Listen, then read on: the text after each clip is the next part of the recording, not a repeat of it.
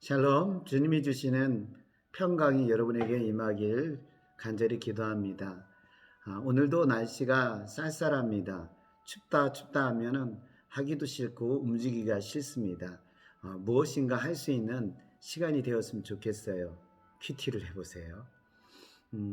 역대하 34장 1절에서 13절에 있는 말씀입니다. 오늘 본문에는요, 요시야 왕이 나와 있습니다.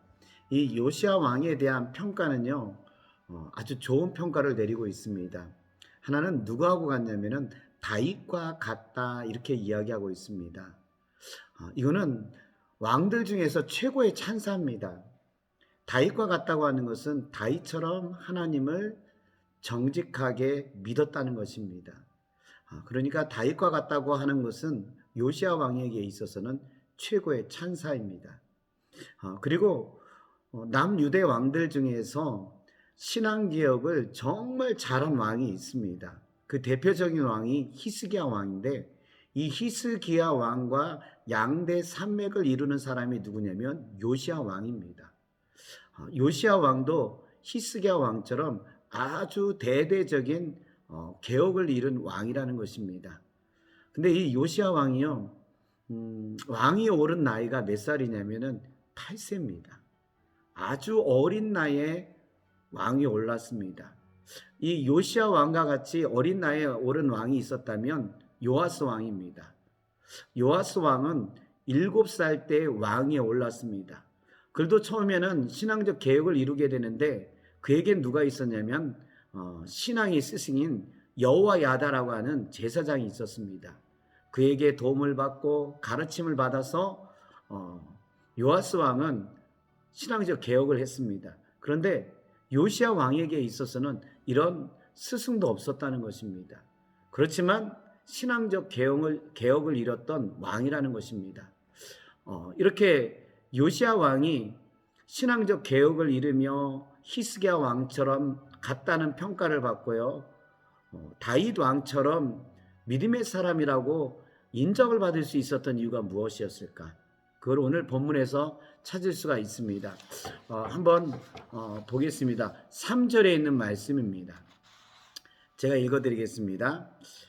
아직도 어렸을 때 곧 왕이 앉은 지 8년에 그의 조상 다윗의 하나님을 비로소 찾고 제12년에 유다와 예루살렘을 비로소 정결하게 하여 그 산당들과 아세라 보상들과 아루새긴 우상들과 부어 만든 우상들을 제거하여 버리매.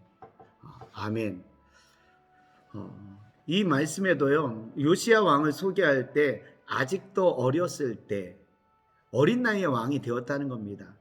8세에 왕이 되었으니 왕으로서 할 수 있는 것이 없었을 겁니다. 아니요, 할 수 있는 것이 없었을 게 아니라 할 수 없었을 것입니다. 그런데 그가 왕위에 있는 지 8년, 16살 때 그의 조상 다윗의 하나님을 비로소 찾았다. 성경이 이렇게 이야기하고 있습니다. 다윗의 하나님을 비로소 찾았다. 이건 어떤 의미냐면요, 하나님을 찾았고 하나님을 만났다는 것입니다. 요시야 왕이 8세 왕에 오른 다음에 8년 동안에 있어서는 그냥 평범한 왕처럼 지냈다는 것입니다. 그런데 16세가 되었을 때 전환점을 맞이하게 됩니다.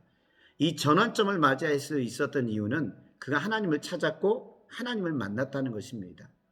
하나님을 인격적으로 만나게 되니까 그의 삶이 변화가 되었습니다. 그의 삶이 변화가 되니까 남유다의 변화를 이룰 수 있었던 것입니다. 그래서 요시야 왕은 20세 때 무엇을 하냐면은 남유다와 북이스라엘 전 지역의 우상들을 제거합니다. 남유다에 있는 우상들만 제거했을 뿐만 아니라 북이스라엘에 있는 우상들까지 제거하게 됩니다. 북이스라엘이 멸망할 수밖에 없었던 이유는 여로보암 왕이 베델과 단의 송아지 우상을 만들었습니다. 그게 멸망할 때까지 제거하지 않았는데 누구에 의해서 제거하게 되냐면 바로 이 요시야 왕에 의해서 제거한다는 것입니다.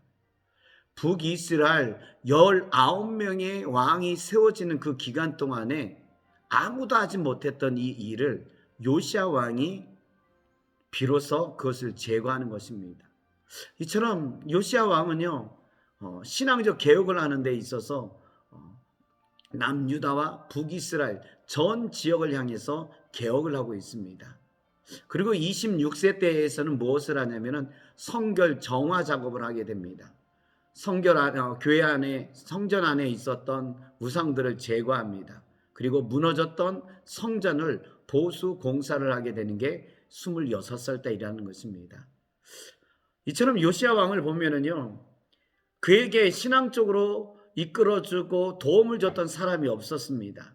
그렇지만 어린 나이지만 하나님을 만나게 되니까 자기 자신과 나라를 개혁을 시켰습니다. 나이에 많고 적음의 문제가 아니라 하나님을 만났느냐입니다. 요시야 왕이 하나님을 만나게 되니까 본인의 인생이 전환점을 맞이하게 됩니다. 뿐만 아니라 남유다의 삶을 변화를 시켜요. 그리고 북이스라엘도 우상들을 제거하기 시작했다는 것입니다. 이처럼 하나님을 만난 사람이 다른 인생을 살아가게 된다는 것입니다. 여기에서 저는 중요한 점을 발견하게 됩니다. 하나님을 만나게 되면 변화를 이루게 된다는 것입니다. 여러분, 오늘 우리의 인생도 주님을 만나서 다른 삶을 살아가게 됩니다. 근데 그 한 번의 변화만 있는 게 아니라 오늘 내가 하나님을 만나게 되면 오늘도 다른 인생을 살아가게 된다는 겁니다. 어제와 오늘이 다른 인생을 살 수 있었던 것은요, 하나님을 만나느냐입니다. 하나님을 여러분 매일매일 만나고 있습니까? 일주일에 한 번을 만나고 있습니까? 아니면 하나님을 만난 기억이 오늘 나에게 있어서 까마득하고 있지는 않습니까? 변화의 삶을, 다른 삶을 살기를 원한다면 오늘 내가 주님을 만나야 됩니다.